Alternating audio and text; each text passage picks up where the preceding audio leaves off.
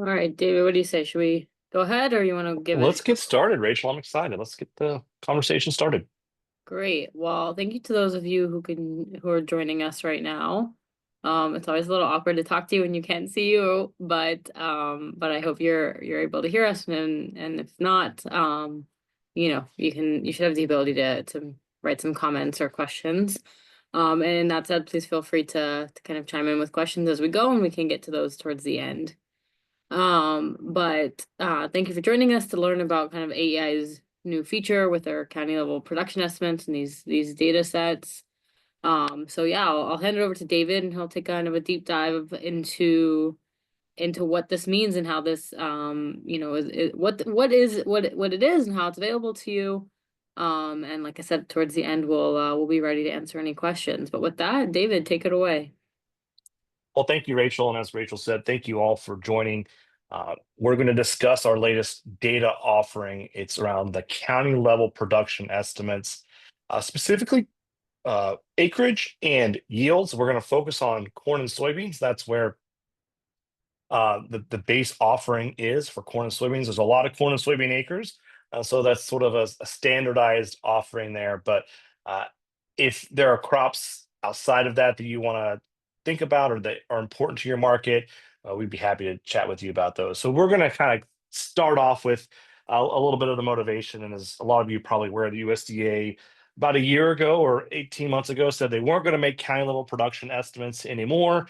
And then they came back um, in March or April and said, actually, we'll bring back the 2024 estimates. And so I think these kind of level estimates are important to a lot of us, important to the AEI team. I know a lot of you as well. There's a lot of different folks on the call today. So I'm not specifically sure how any of you are, or you all are specifically using it, but what we use it for at AEI is to really keep an eye on year-over-year changes. And so very important for market share, understanding how the market is changed with respect to inputs or maybe even the outputs. If you're input seller or a grain buyer, really important to keep an eye on those trends, on those year-over-year changes. But we also think it's really important to keep an eye on the health of the farm economy, where our yield's been particularly difficult. We also think it's important to keep an eye on for trends. So we're going to talk a little bit about that towards the end of the conversation. But if you're like us at AEI and you come across this combined other category, Rachel and I were discussing this ahead of time, and she said, I've never hit, I don't, what are you trying to say here? Well, I think for a lot of us, if you get in that NAS data set, you're going to start to run into this combined other grouping. And this is what the USDA is using as sort of its catch-all. And so if there isn't a county that they're able to release a yield estimate for, they grab a few other counties and they put all that acreage or all those bushels into that combined other category. And it's a real frustration for those of us who want to dive into the data because it means there's a missing value somewhere in our area. And so this combined other is what's going to grab that data so that everything can add up. And so if you're also like me, you feel like that combined other category is getting bigger over time. And it's a bit of a surprise to me as I looked at this. But one of our motivations for pulling together this offering is this chart. And this is one of the biggest motivations. We started this sort of how can we create our own better estimates internally? And we realized there's a lot of you out there that are like us who also are struggling with this. And so let me walk you through this chart here. This is uh, how many what percentage of the US corn acreage was NAS able to allocate to the county level? And so back in 2012, they got 95% of all of the acreage allocated to counties. And that's pretty good. I think a lot of us would agree statistically that's pretty good. But there's been a downward trend. I think, their budgets have been flat, maybe to slightly lower, but then also their costs of salaries and getting a survey out the door. And we all know the issues around survey response rates. This has been trending lower over time. And unfortunately, I guess there's a good news, bad news. The good news is we have these USDA county level acreage estimates available, but the bad news is that we have it at the lowest coverage levels that we've seen in modern history. So 73% of corn acres got allocated to the counties. That's about 24 million acres of corn that did not get allocated. And so there's a lot of missing data. On soybeans, it's a very similar story. In 2024, those allocated acres got down to 76%. And what that looks like is a lot of gaps in the data. So over here on the right, this is where the USDA has a corn acreage estimate. They got around 1,200 counties worth of estimates. And I think it's a bit of a surprise if you look at, say, Ohio or Indiana, Illinois, even Iowa. These are big production areas, and there are big chunks of it that are just missing. And so we don't have a specific estimate. So we have a state level estimate of, say, acreage in these states, but we don't have those county level acreage estimates. And so it starts to get difficult to use and mine these data in ways that allow decision makers like yourself to make really informed decisions from the data. On the left, this is our effort to allocate corn acreage across all 2,800 counties, all 100% of those 2024 corn acreage estimates. So we've been able to allocate them into all the counties that we think that there are corn acreage being planted that is relevant. So there's a pretty big difference in these coverage maps. I think as you think about how you're using these data for your organization, the first way that you hit this wall is, okay, I'm missing a few counties this year. And that can be frustrating. But the other, I think, more consequential impact is what happens when you look at those gaps over time. And so this is a lot of different colors going on with this map. Apologize up front. But the idea here is the green counties are where the USDA has been able to report a corn acreage estimate for every year between 2012 and 2024. That's about 39% of all the counties that they have made an estimate for. In the yellow are the 20% of counties that are missing at least 1 year of data. And so you see every state has at least one of these counties lingering in it. And then when you look at the red category of counties, these are the counties that are the biggest group. They're 41% of all counties. They're missing about 3 years worth of data. So again, to reiterate, there's sort of this year in, year out frustration of, oh, how many acres really happened in Tippecanoe County, Indiana, or Crawford County, Kansas. You might be missing one of those observations, and that can be really frustrating. But when you're thinking about trends in market share growth and market share trends and bushels of production, this multiple year problem really starts to add up and to compound. And you start thinking about if you are concerned about corn and soybeans and you really want to track acreage and yields, we've been focused on corn acreage so far. You start to wonder how many territories in my how many counties in my region or my territory have a complete data set? Is there any of them? And so it makes it, again, really hard to really track those trends, measure those year over year differences. And so that's why we settled at AEI on figuring out a way for us to make those data estimates that are more complete. And along the way of making them more complete, we also found that we can make estimates that are more timely, and that's also really valuable for a lot of decision makers in agriculture. So how do we tackle the problem at AEI? Well, I'm not going to bore you with a lot of methodology, but one of the things we want to mention here is that we really had to focus on the key issue. It was an allocation issue of those acres and those bushels that the USDA was estimating. We think the USDA does a really good job of estimating total acres planted and total bushels harvested.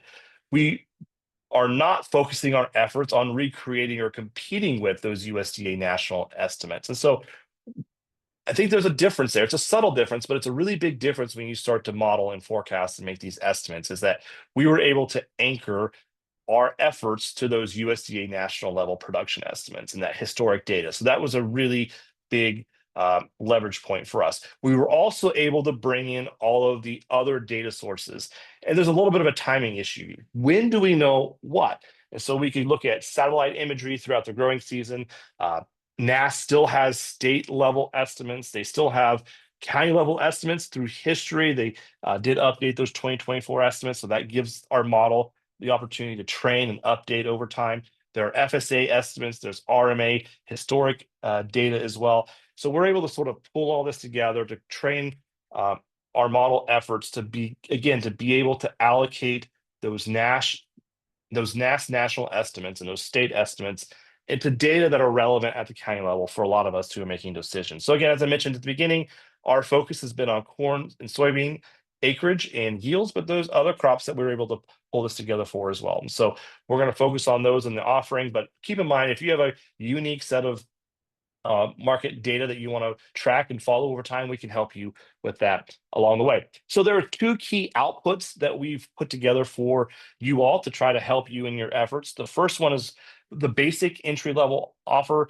It is an end of the year summary. It's a one-time purchase. So right now we have the 2024 estimates available.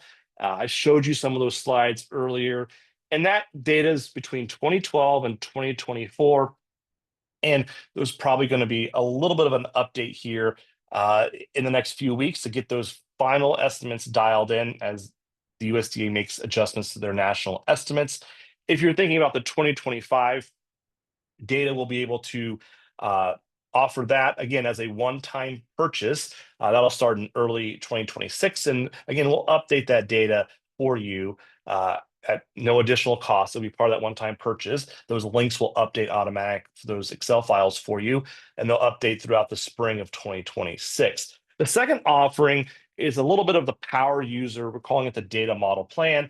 So in addition to those historic observations that you get between 2012 and 2024, we also have the ability to add early projections for the 2025 growing season and an acreage tool. This is available as part of an annual subscription.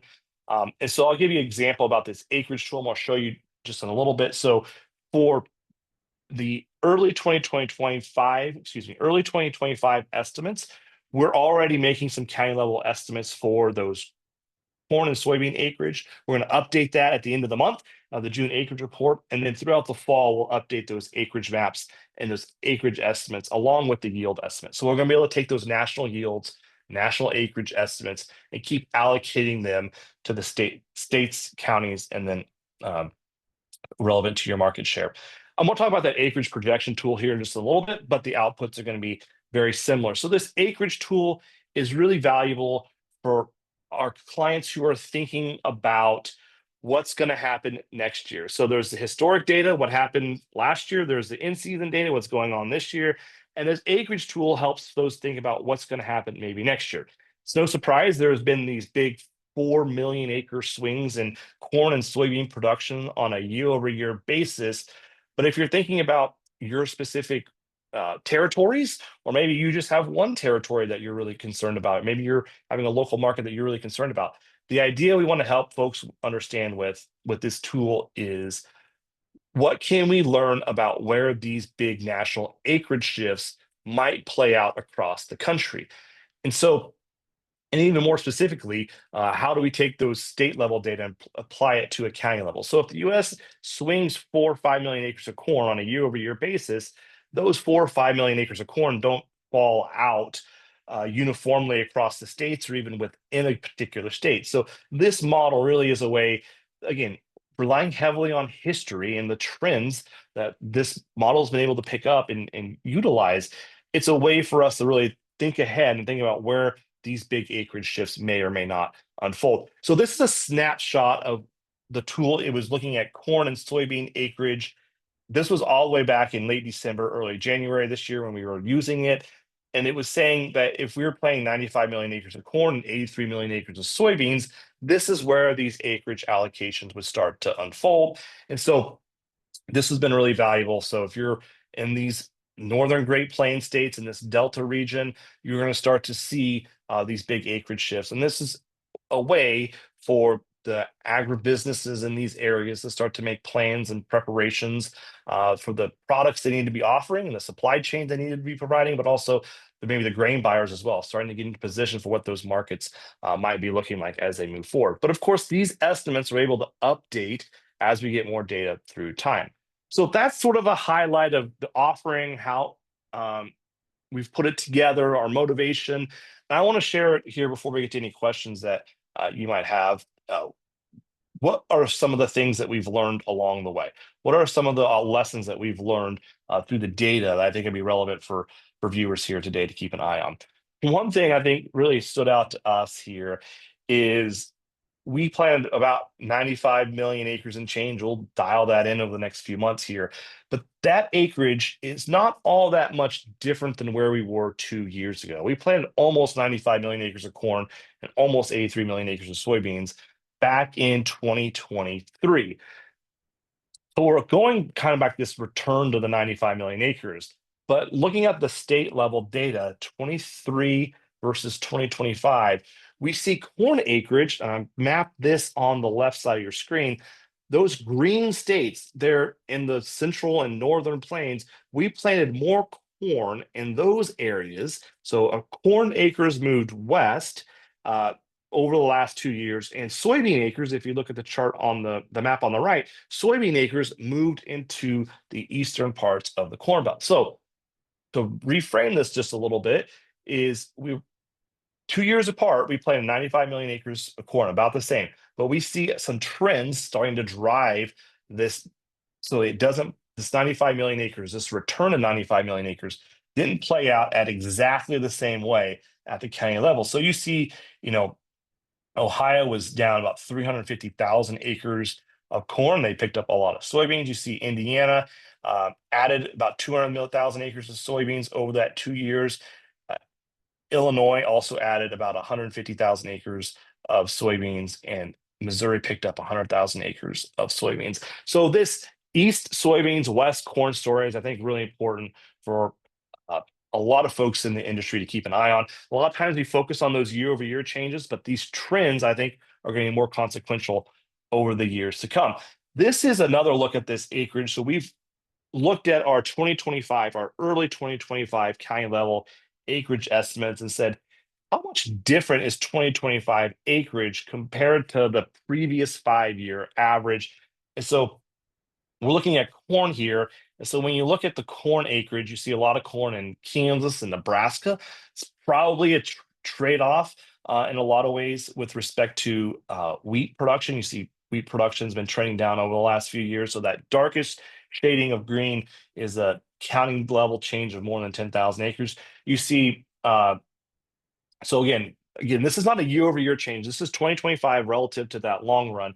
And so you see these other pockets where we've seen some change. Keep an eye on that Eastern Corn Belt story again. And so you see we planted a lot of corn, that 95 million acres of corn, but you still see this red showing up in Illinois, Indiana, and parts of Ohio. Again, I think this is this long-term trend shifting towards soybeans. And so you see the soybean story over here on the right. You know, where do we plant soybeans? So we planted more soybeans or excuse me, we planted fewer soybeans in 2025, but relative to that 5 year average, you see some areas that we're still picking up soybeans. We're still growing that soybean trend over time. Well, let's think a little bit about yields. Again, this is corn and soybean yields, and this is 2024 compared to the 5 year average. So go back just a little bit. I want to share this as a little bit of a thought about the farm economy and how these measures can really be applicable to the farm economy. You see, Missouri has some really good corn yields. You see, the Northern Plains also had some really good corn yields. But think about as we moved east, you see corn yields weren't nearly as good in maybe as Indiana, and you even start to see some of the yellow shading in Ohio. So pretty difficult yields in the eastern parts of the Corn Belt. Even in Minnesota, there are big pockets there. We saw a lot of headlines about that drought in southern Minnesota.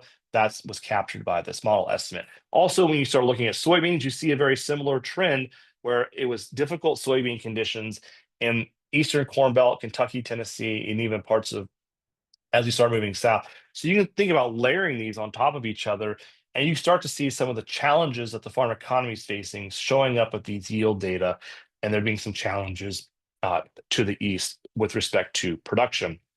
So I'm going to shift this over to Rachel. She's going to talk just briefly about how you can maybe use these data for your own organization and the decisions you're making. And if there's any questions after that that are relevant to the group, we'll be happy to take those. But again, if there's specific questions, we're happy to follow up by email or get a call scheduled specifically with you all. So Rachel, can you wrap us up for today? Absolutely, yeah. Thank you, David, for a great explanation, and I hope that was helpful for everyone who was able to join and listen in. Just a quick note, you'll see kind of down at the bottom for Q&A. You're welcome to start putting your questions in there, and then we can answer them as soon as I wrap up this slide. But yeah, I mean, basically from here, there's options on how you're able to utilize this new tool here at AEI. And one of them is basically by, there was a multiple opportunity that David asked about, and first off, I'll reach out to you guys when we're done here. But in case I don't get to you fast enough, you can also reach out to me. My email is just here at the bottom. This rcone@aei.ag. But you can start with just, getting an invoice and reaching out that way. And then of course there's also kind of this tool on a greater scale, on a greater level that you have access to, and we can definitely start there and kind of that upgraded aspect of these data sets. And then if you're here and you're saying neither one of these options are really suitable for me, well then let's have a conversation and let's work together, get creative and brainstorm into how we can work together. The point is that there really is an option here for you. And we can talk through that kind of offline from here. But yeah, in short, there's various ways that we can move forward and that we can utilize this tool and really kind of grow the partnership between AEI and your specific company. And hopefully